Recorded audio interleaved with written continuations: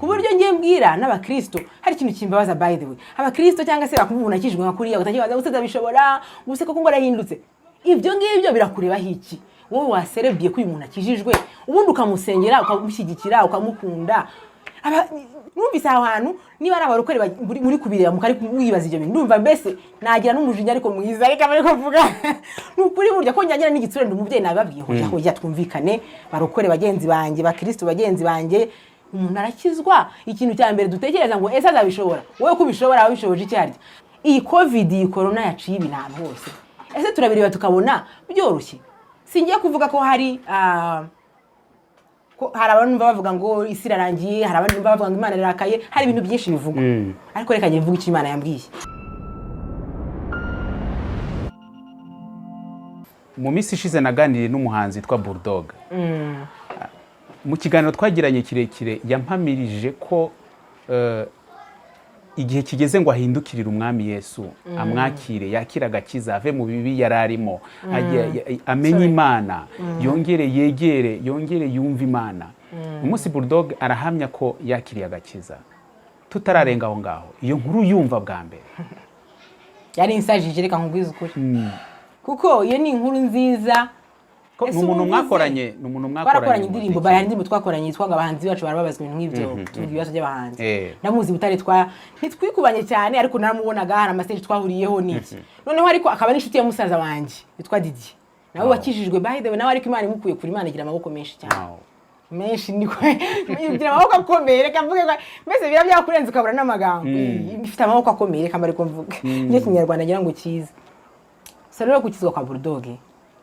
yaba afite nk'impanda cyangwa se simbizi sinzi ko batananyirukana hano babizi ko ngo bitemewe gusakuza uri nkwiye guteza igitaramo kigategurwa hano iwacu wenda cyangwa se ataba hariho corona ngo abantu bari mu ngo nkategura igitaramo mfite ubushobozi nkategura igitaramo tukawuceka tukabyina kuko niko mwijuru bimera cyangwa se ko zivuga se ngo uyo umuntu akijijwe ho mwijuru bararirimba ngese nubundi baza ko bagisebura Bulldog nubundi baza ko bakiri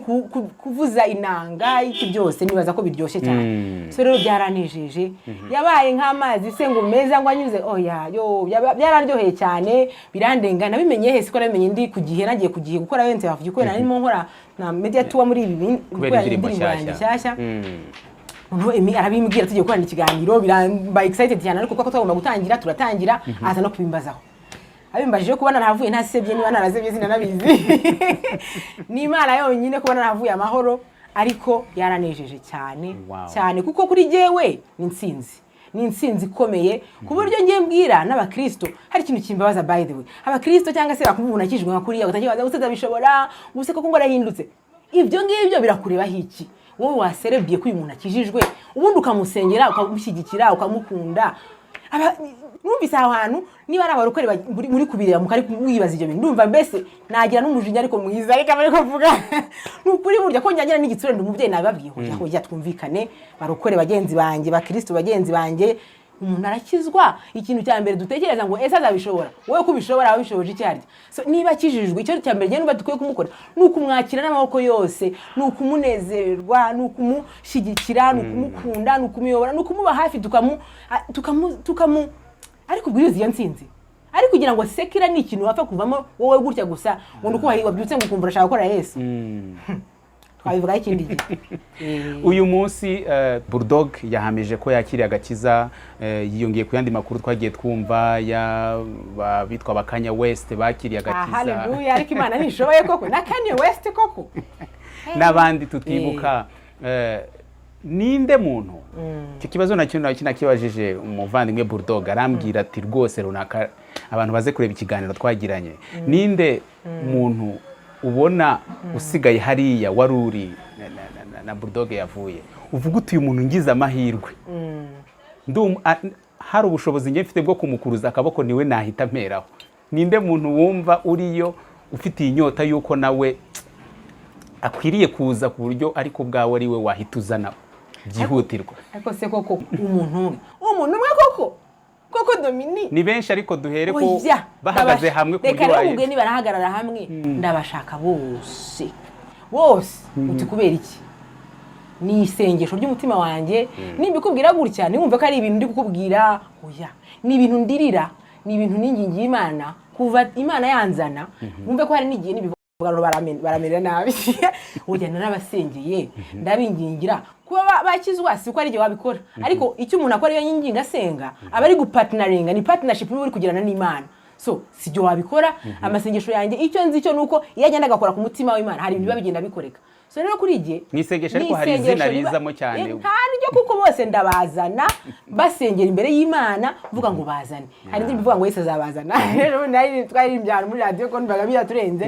kandi koko rero azabazana kandi nimbivuga gutya barokore rero mu nyumve neza cyangwa se n'abatari n'abarokore sindi kuvuga ko umuntu wese uri muri sekira naza nakizwa cyangwa niyakira Kristo ari ngombwa ko areka sekira yiwe ari ngombwa ko aririmba mu bifata uko mubishaka reka mbabwize igikuru kwanjye kuko icyo nge nemera cyo ntabwo ushobora gukora umurimo wo kuramya no guhimbaza Imana kubera ko gusa wabyihitiyemo kubera ko gusa wumvise ubishaka oya ntabwo wabishobora ni umuhamagaro ugomba kuza ku buzima bwawe kandi umuhamagaro hari igihe nyine Imana igushyira ku buzima bwawe kandi hari igihe Imana igukuyoboreramo ikagusigira ikaguherekezamo so rero ntabwo navuga ngo bose nibaze ngo bakore gospel oya icyo nsengera n'ubugingo bwabo nibwo ndira ngo man kandi mbikubwira n'ukunda bikubwira ndarira n'amarira menshi pe menshi ubyumve ko bimbabaza kubona barimbuka kandi ari bagenzi banjye kuko twarakoranye n'abaje nyuma yaho hari abanyigiyeho by the way hari abo nespiye hari nk'umuntu urakambwira ngo namwe nespiye nareba ibyo akora nkavuga ariko nakoze akantu katari keza uribaza so rero ndaririra ubugingo bwabo none ubwo bugingo bwabo nibwamara gucungurwa kuko by the way nyine Kristo yaramaze gukora icyo agomba gukora bo ikisigaye nuko bakira ariko kugira ngo bakire ndabizi ko hari imbaraga nyinshi ziziritse zigomba gucika impamvu ntangurira abantu bose batureba nawe Dominique nk'uhereye uko niwe turi kumwe hano na mugenzi wawe hariya dusengere abantu bari muri secular music dusengere ndabakubwiye ko nawe uri umuririmbyi uri umuramyi uri umunyamakuru ariko reka tubasengere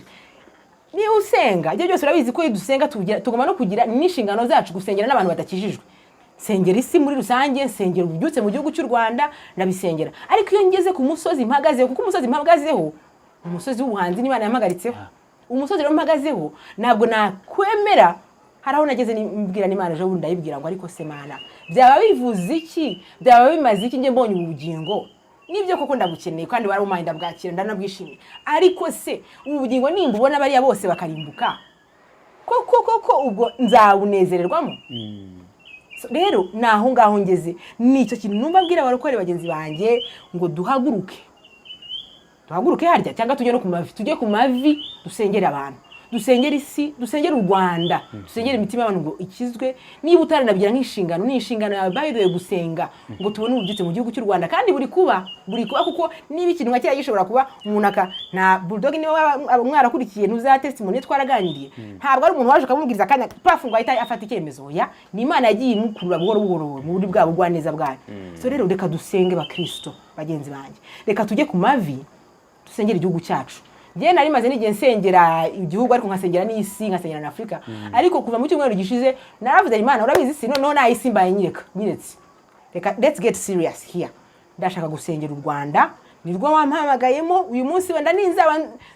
ushaka ko wanankoresha n'ibindi hanze ariko for now ahantu mpagaze ndi umunyarwandakazi ndi umuhanzikazi ndashaka ndingingira abanyarwanda urubyiruko cyane urubyiruko uyu munsi ruri kujyanwa n'ibintu byinshi bitari byiza birimo ibyo navuze kera nanjye najyaga nkora ariko noneho nagera ku abahanzi kabingingira cyane kuko ndingingira ubugingo bwabo ariko ndingingira n'impano iri muri bo kubera ko twabiganiriyeho kandi turatangira ikiganiro hari imbaraga muri muzika wabishaka utabishaka muzika ifite imbaraga sinzi ngo wazisobanura gute ariko zirahari abarokore dukunze kuririmba ngo hari imbaraga mu maraso ya Yesu nabyo twabivuzeho kandi kuko ayo maraso arazifite nyinshi cyane nyinshi ndetse zidafite nizo wazigereranya nazo ariko noneho na muzika pe uko nyibonye irimo imbaraga sinzi ngo nizi zivahe ariko ndazibona ku buryo wumve ko hari n'indirimbo nanjye ntaba nakunze ariko kubera ko nshaka kuri salon naka ndi muri siporo nkayumvaho naba ngiye mu modoka bakabayicuranzeho kuri radio nkavuga mwizimye kubera kumeza kuyumva kaza kwisanga indirimbo yanje mo Dominique soni zikanangisha nkavuga iyi ndirimbo injemo iti icyo rero nyivuze kuti hariho izo mbaraga muri muzika niba rero zihari haba Kristo dufite inshingano nawe yo gusenga ubwo nanone mbwiye cyane abakristo ariko nkabwira n'abahanzi abaramyi abari muri all gospel yose bari atubana kuri ya groupe n'ukuri ndabahamagaye iki kiganiro sinzi ko bazakireba ariko nabo ndabibingingira ngo tuhaguruke duhaguruke hanyuma tunapfukame sinzi ko turi mu bigenzi icyarimwe ariko tugomba kwingingira igihugu cyacu tukingingira urubyiruko rw'u Rwanda kuko birababaje tukingingira noneho iyi mountain uyu musozi duhagaze w'abahanzi kuko muri iki gihe ndi kubona Satani ari gukoresha cyane ari gukoresha ibintu biteye isoni kandi nidusinzira nyine Satani azakomeza akore ariko twe dufite inshingano yego zo gukora ibyo yaduhaye nk'impano zo kuririmba ariko no kwinginga burya hari umupasiteri wese kutwigisha mbere yuko corona iza aravuga ngo intercession ni ministry buri muntu wese ahamagariwe kwinginga ntago ari iby'abantu nkanjye ndabizi ko ndumwinginzi ko Imana yarabimpamagariye ari nabisigira ndabizi ariko ntuzibwire ngo ngende Dominique ndaririmba ariko ngo ntabwo ujya kwinginga ni Imana yanjye niba ari kubitekereza you are wrong uracyahara ubujiji ugifite kwinginga niba uri umukristo koko ugomba kugira umutima winginga kuko umwinginzi wacu wa mbere turamuzi ko ari Kristo ahora twingingira ariko natwe tugomba guhuza umutima wacu n'uwe kuko iyo twinginga burya tuba twarenze bya bintu twisengera niba uri umukristo ukaba ugisengera ibiryo byawe n'abana bawe n'umugabo ni byiza kandi Imana izabisubiza ariko ntabwo ari Imana igushaka Imana ishaka noneho ugire n'umutima umeze nk'uwayo ugire umutima ukora ku mutima wayo upartneringa n'umutima wayo ubaza Imana atariko ni iki gikenewe donc ubaza Imana iki ku buryo ikibabaje Imana nawe kikubabaza iki Imana ishaka akaba ari cyo ushaka nawe kugeraho mbese ko nabivuga se wakajya ngiye kuba pastor bini bikiwe abakristo uyu munsi bari kubona izo nkuru nziza zuko hari abantu bari kwakira Kristo kandi bari abantu bafite abantu babari inyuma ni bari abastar ni bari abantu bakomeye bahindukira Kristo nicyo basaba abakristo kwakira mu buryo bwo kwakira aba bantu bitware bate nabasaba kubakirana amaboko yombi kubakirana urukundo bitware bate birinde iki mu buryo bwo kwakira birinde kubakomeretsa birinde kubacira urubanza bade hari ikintu nta muntu ugikunda kuko iyo umuntu wese agikizwa abantu bose nyine bamufata ngo baby Christian nari mucyo kintu nari nyizi aracyari umwana mu gakiza yego kuko n'umwana mu gakiza ariko gwo bimubwira ko bari umuntu mukuru ntabwo baba bari aware kuko we aba yahuye n'Imana yakijijwe afite umuriro mwinshi yumubwiye ngo n'umwana unagende gake hari ukuntu bisa nk'ibimusubiza inyuma cyangwa bimukomeretsa cyangwa se kumva ko hari wijya kumubwira ko ari umwana yego nyine turabizi ko ari umwana koko yavutse sibyo yavuze muri Kristo ariko wowe mukunde mugira inama musengere mushyigikire mwereke inzira mu byuso we ariko niwihe kumukora umucira imanza aho mwibuka ibyo yavuyemo cyangwa se kumwumvisha ko ari hasi atangira kuvuga ngo wowe uracyari muto sha ibyagakiza ngo genda gato ntago bizi neza ari abantu nyikizwa cyane bambwira gatari ko rizi ibintu bya Kristo koko bya Yesu ko kuri kubihutamo cyane koko urabona uzabishobora tibigenze gahoro yego bayibe hari n'abantu bambwiye hari itorero sindi burivuga atagera bamerera nabi bakanera amabuye ngo ari itorero ngo kugira ngo ubatizwe cyangwa se mu murimo ngo barabanza ngo bakareba ngo ko umuriro ukurimo ngo atari amashara ngo babona ari amashara ngo bakatekereza ko azima donc kwa kuri umuntu azagikizwa agize cyane ngo ntago bahita bamera ko batizwa baravuga ngo bagutware buhoro n'ikibanze barebe ko kuko ese ko uwo muriro urimo ngo ni umuriro wa nyawo gutanga n'amashara ibyo nabyumvise ndavuga this is nonsense umuriro w'umuntu usa wowe upimisha iki wundi wowe icyo wakora niba ko ushaka kumenya ko ari wo wowe icyo usabwa ahubwo urajya ku testing ute n'umuriro wawe niwe wakije icyo ahubwo agakwiye gukora niba umukristo enyegeza uwo muntu kugira ngo ibyo bintu murambwe mbashoke arambwiye ati rero twebwe iwacu habuze gato nari mvuze iryo torero bari kumera nabi ngo twebwe iwacu tubigenzamo ngaho umuntu ukiza ngo ashyushye cyane ngo turamwitondera rero niyo umunambo nakanya sinje aka kanya by the way Kristo na tugiye kuvuga igihe nahuye nawe ni kinini ariko 2014 nibwo navuga ko nahuye nawe face to face so rero urumva amaze kugira imyaka 7 ni buri bunyita mu baby ni unabivuga ntabwo ndi bubabare kuko ntabwo nyiri baby bakibivugana nabo baraga cyane kuko cyo nyita baby Christian ukeneye bavuga ukeneye mentorship no nabaga ndapfuye mentorship y'igihari Holy Spirit is my mentorship ngabane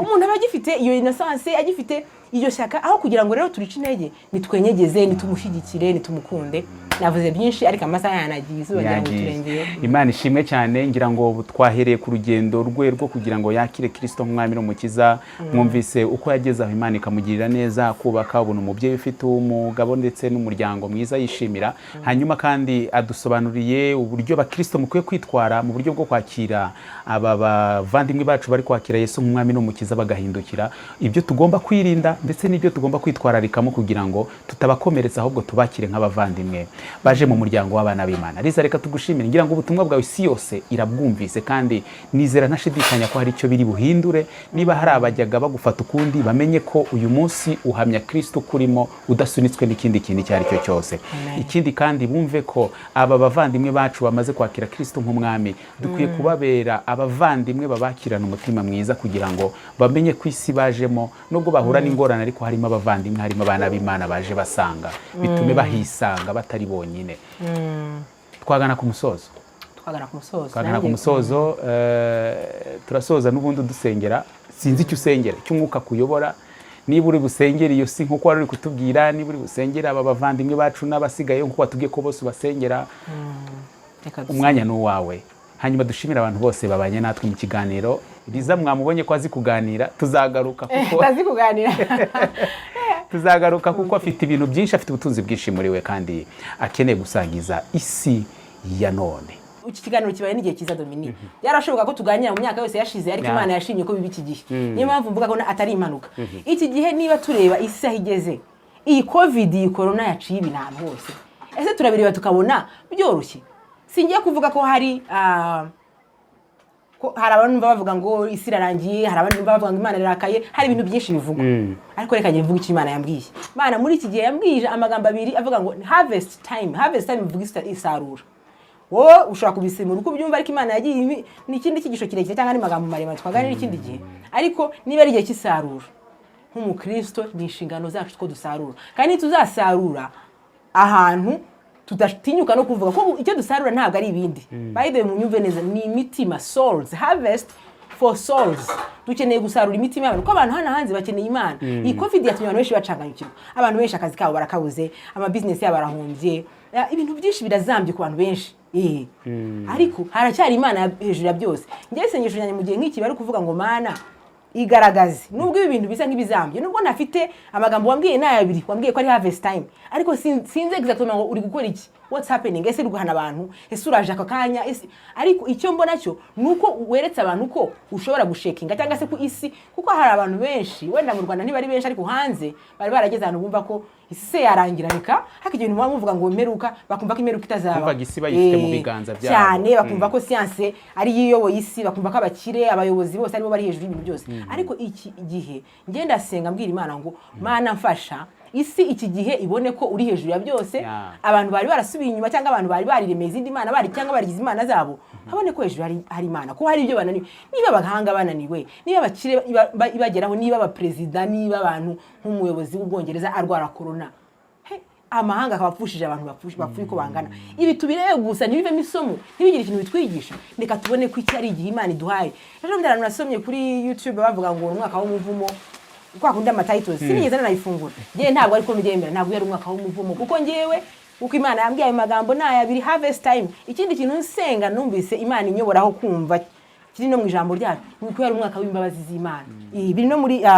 wenda mwanya wagiye twabisoma, ariko ufite Bibiliya yawe uze kureba, ndumva ari muri Yesaya 61, kandebe neza kugira ngo naza kuba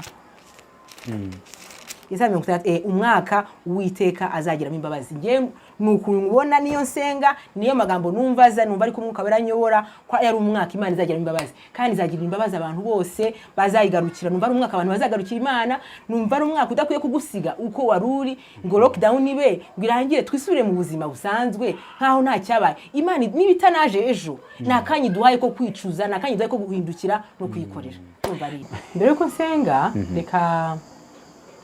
nanagushimira nanjye, nanashimira Imana, ngushimire ko wamaye uyu mwanya wo guhagarara kuri uyu musozi wa Sinayi kugira ngo ugire ikintu mvuga, tugire ibyo tuganiraho kandi bifasha abantu. Twavuze byinshi, ariko Mwuka w'Imana ndiringira ko ibikwiriye bifite ibyo byamarira abantu ari bubiherekeze, bikagira ubutumwa bufatika bisigira abantu. Ikindi kandi ndashima Imana nayo ko impaye nyina amahirwe. Sinayi njye nyibona, njya mbona uturinki wohereza, nkabona nyine ari ibintu by'abanyamwuka bikomeye cyane, abakozi b'Imana bakomeye bose baba warebye. Ntabwo nigeze ntegereza ko igihe kimwe nanjye ndagirirwa umugisha wo guhagarara kuri Sinayi. Imana irabikoze, kandi icyo nshima Imana cyane byumve mu ijuru, rwose byumve muri ijuru, kandi byumve no mu mutima wanjye. Nyishimiye ko uje mfite ikintu cyo kuvuga. Abikubwiyeho karengera ngo hari igihe abantu muganira, ariko mu by'ukuri nta n'ijambo ufite. Abantu muzi iby'Imana murabizi ko hari n'igihe umuntu ajya anyuramo Imana ijambo ikabisa nk'iri kwambuye kabisa, akaba ari nta jambo ugakamuka ugakamuka, kandi atari uko wayiretse, atari uko wayivuyeho, ariko ukumva nta jambo ufite, kandi noneho warigeze kugira ibintu byo kubwira abantu Imana ikubwira.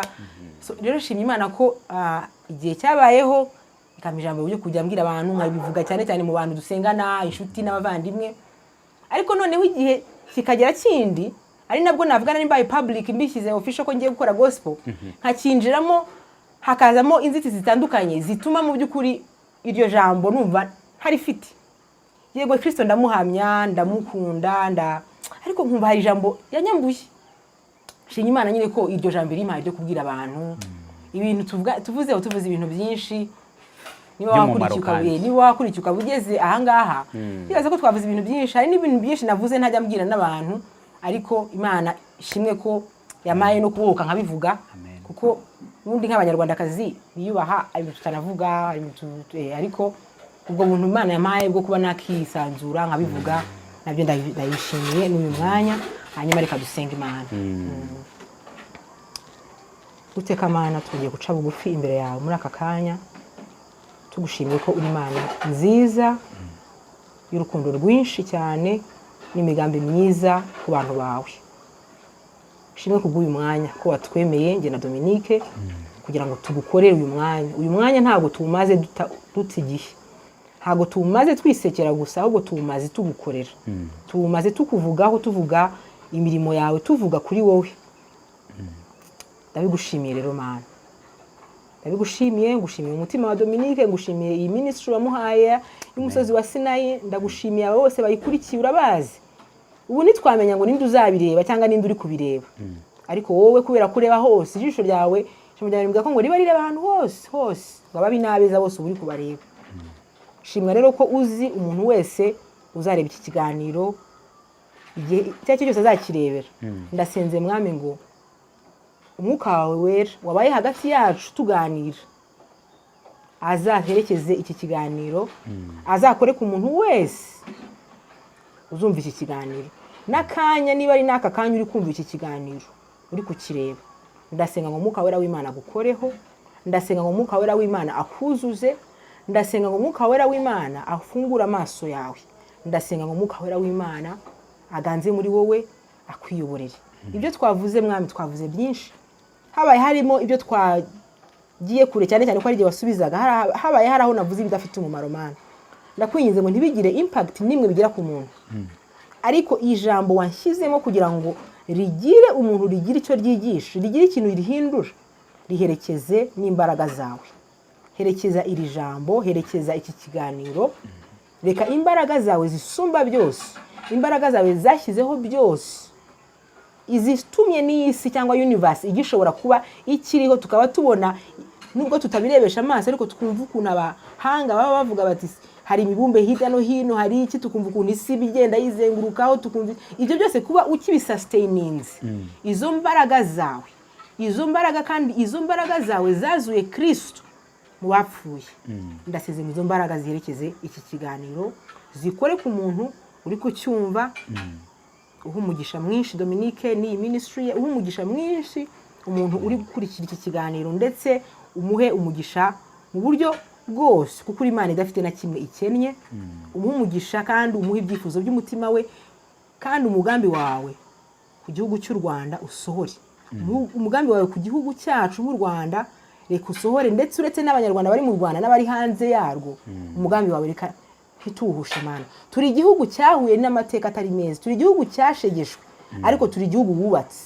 turi igihugu ukomeje, turi igihugu uhinduye ishimwe mu isi. Ndakwinginze Mwami ngo tube igihugu kiguhesha icyubahiro, tube igihugu abantu bazareberaho. Twumva ubuhanuzi bwinshi bubivuga ko ngo hari igihe abantu benshi bazaza bagana u Rwanda kubera ibintu zabo uri gukora. Ndasenze ngo kibi ari cyo gihe, iki gihe cyacu tukiriho n'ibizaze twarapfuye, tubibonesha amaso yacu, tuzabona abana bacu babigenderamo, tuzabona ubwiza bwawe burabagirana ku gihugu cyacu, muri domaine zose, ku misozi yose y'u Rwanda. Ubwo ndavuga Mana, ndavuga ubuyobozi, ndavuga ubucuruzi, ndavuga ubuhanzi, ndavuga media, ndavuga education, ndavuga business, ndavuga ibintu byose domaine zose cyangwa departement cyangwa se secteur zose z'igihugu cy'u Rwanda. Mwami ndakwinginze ngo uzirabagiraneho uzururukireho. Tumaze igihe dusengera ububyutse, ndabizi ko hari benshi babusengera, ndabizi kandi kuri kubutanga kuko ndabubona mu bana bakiri bato bashaka Imana, ndabubonye Bulldog akijijwe, ndabwiyumvamo nanjye. Ariko ndasenze ngo ubwo bubyutse tububonesha amaso yacu ari bwinshi kurushaho. Turashaka more, we want more of your awakening. Turashaka kubona wigarurira igihugu cy'u Rwanda, turashaka kubona utegeka ukima ingoma, turashaka kubona uyobora, turashaka kubona turi igihugu kizwiho ko ari igihugu kifite Imana, kimitse Yesu nk'umwami. Mwami hari indirimbo nkunda ivuga ngo u Rwanda rufite Imana, ngo abo mu mpera z'isi hose ngo babonye agakiza kacu ngo bati koko u Rwanda rufite Imana. Mwami iriya ndirimbo nyifata nk'indirimbo y'ubuhanuzi. Reka iki kiba ari cyo gihe Mana tukiriho tugihumeka tubibone, abantu bavuge ko ahirya no hino bavuge ngo ariko koko u Rwanda rufite Imana. Nkweretse by'umwihariko umusozi mpagazeho w'ubuhanzi, abawuriho bose ndabakweretse. Nongeye kubingingira Mwami ngo bose ubakuruzi neza yawe, ubakoreshe icyo wabashyiriyeho ku isi kugikora. Impano wabahaye zake cyane kandi umwanzi azirekure pe, azirekure. Warabimbwiye kandi ko igihe kigeze ko itorero rizasahura, rigasahura ibyo umwanzi yanyaze, zigasahura isi. Warabimbwiye Mana, warabimbwiye ko impano, ndetse waranabinyoboye ku mutima Mwami, reka mbivuge n'abantu babyumve na Satani abimenye ko impano zatangiye ku birenge bya Yesu. Izo mpano zatangiye mu nsengero, izo mpano zatangiye abantu bavanye ku birenge bya Yesu. Hanyuma kubera ubuzima bugoye, kubera n'ukuntu umuntu agenda akura cyangwa n'ibyifuzo by'abantu, izo mpano uyu munsi zikaba ziri gukora umurimo utari uwo wazitangiye. Turabizi kuri Imana itajya yisubiza, ntabwo utanga ngo wambure ikintu impano wahaye umuntu nk'iyo. Ndakwinginze ngo izo mpano uzigarure kandi uzabikora kuko ntabwo ujya ubeshya. Warabimbwiye ko ugiye kubikora. Sinzi ngo urazana nde ngo wabimbajije, ariko umwe ku wundi uko ubishaka, ugushaka kwawe reka kube bose ndabakweretse ntasize n'umwe. Abo twakoranye ubuhanzi, abanduta, abaje nyuma yanjye, ndetse n'abatari bazamuka n'abagifite izo mpano bakiri kuzishakamo, bakiri gushaka uburyo bamenyekana. Mwami ndasenze ngo izo mpano zikoreshwe neza uko nabivuze aha muri iki kiganiro. Mana ndabizi ko zose uko wazitanze bitanavuze ko bose ariko bazaba baramenye, ariko n'abazifite batagiye kuba baramenye, batanga ubutumwa bwubaka, batanga ubutumwa bw'amahoro bunezeza abantu bishime, ariko ntibakorwe n'isoni cyangwa se ngo ababyeyi duhore dutaka tuvuga ngo abana bacu bararimbutse cyangwa se abana bacu bagiye koshywa. Mwamushimwe cyane, ibi twabisengera bukira bugake, ariko ushimwe ko na mbere yuko dusenga uba wabashikura mu mitima yacu. Tugirire neza nk'igihugu cy'u Rwanda, tugirire neza mu gihe nk'iki. Uyu mwaka nk'uko nabivuze ko ari umwaka w'imbabazi, tubone imbabazi zawe ziba nyinshi. Ijambo riramubwira ngo imbabazi zawe ngo zihora ari nshya buri gitondo. Reka izo mbabazi zawe nshya za buri gitondo tuzibone muri mu rubyiruko rwacu rw'u Rwanda, tuzibone mu bahanzi bacu, tuzibone mu gihugu cy'u Rwanda, tuzibone mu bayobozi, tuzibone muri buri sector yose, tuzibone muri media, tuzibone muri buri kintu cyose. Urakoze Data, dusenze kandi twizeye mu izina rya Yesu Kristo, amen.